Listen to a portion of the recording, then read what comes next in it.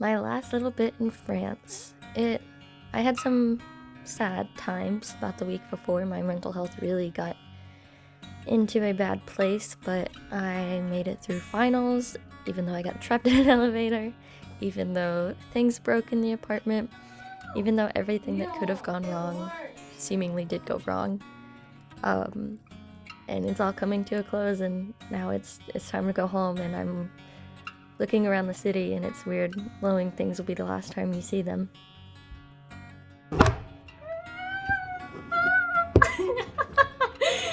Oh no. We're off to a good. I might just leave all of this in. Just to add to, like, you know what? I'm just gonna put it here. Okay. Hi. Today is my last day in France.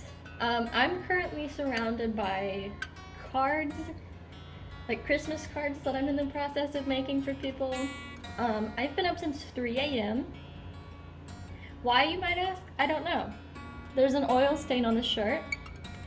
I'm eating ramen noodles out of this pot because it's the last day and I have zero food except for I have applesauce and yogurt. So if I was getting my wisdom teeth out, then I'd be set, but it is just not very sustainable. And I had to go get a COVID test because we have to have a COVID test in order to enter back in the States. And it was so awkward because the lady was talking so fast and so I couldn't understand her. And so then she started speaking English and she's like, "You speak English?" And I was like, "Yes." And she's like, "Okay." And so then she spoke in English the whole time.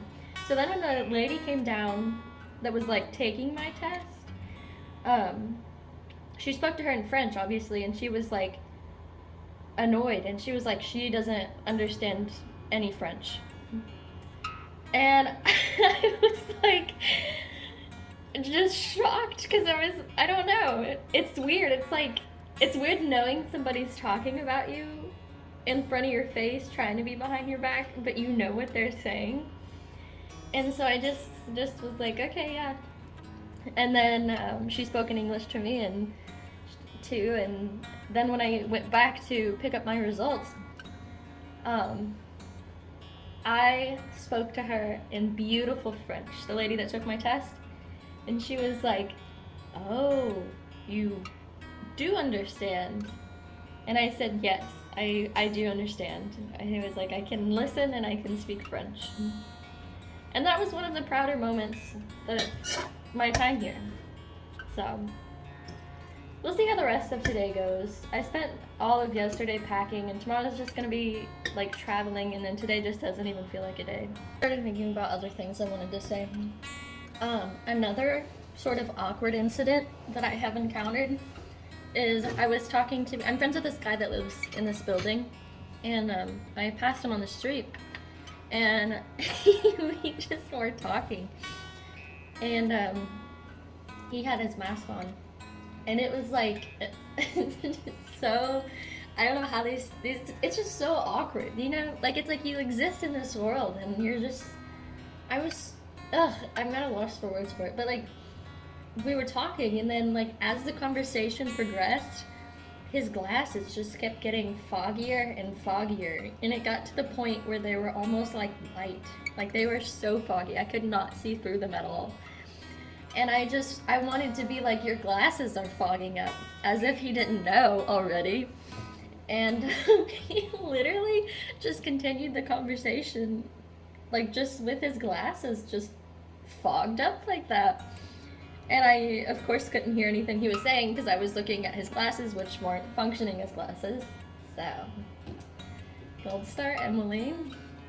I fixed the light in my bathroom, which I'm gonna post a clip of. So that's good. I fixed the sink. Let me tell y'all, I fixed a lot of things in this apartment. I bought super glue, and it turns out that stuff is efficient, and it does get stuck to your skin, which I really didn't mind, honestly. What else is going on? I am not looking forward to being just on a plane and just traveling. for such a long duration. And it's like I'm terrified that like I'm gonna miss my flight, or it's gonna get delayed, or just like something's gonna happen. Like I just want to be like home, and I just want everything to be okay. And it's so bizarre. I don't feel like I'm going back. Like it's whenever I left, I just was sort of in the same mindset, and I was just ready to be done with the whole process of packing and traveling. That when I got here, I was like, oh, I'm actually here now. We have to live here for 3 months. And now that I'm going back, it's literally the same. I'm like, I'm tired of packing. I don't care. I don't care about anything. I just want it all to fit in the suitcase. And it's like, I'm gonna get home and I'm gonna be like, oh no, I can't go back to France. Like, not for a little while anyway. So that's gonna be weird. But I am so excited to see my animals and my friends and family. But my animals are like, they're like, it's like being away from your limbs, you know? Imagine being away from your leg for 3 months. You'd probably be really happy to go back and get that leg. That's how I feel. Like they're just a part of me. It's like who I am. And then without them, it feels like something is just missing. Like it's so, what is the word?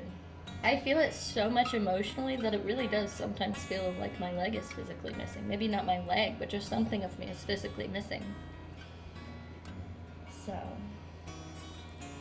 this is me saying goodbye to my little apartment. It's so weird seeing it all empty because just a couple days ago it was so full, and now it's time to go home.